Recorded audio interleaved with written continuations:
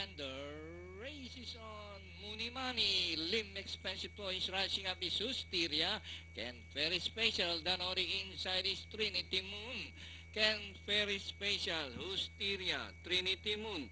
Lim Expensive Toys alongside is Mooney Money, and racing in 6 hours Solemn Prayer Dailies is running at the tail of the field.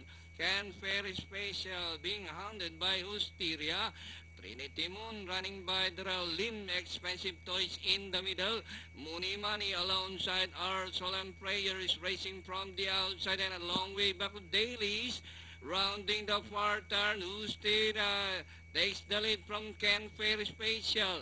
And on the outside is Mooney Money, our Solemn Prayer on the further outside, Trinity Moon. And in the middle is Lim Expensive Toys as the action turns towards a long nice stretch run with Hysteria, followed by Trinity Moon, our Solemn Prayer, Mooney Money, running by the Ken Ferry Special Dailies, also rushing up.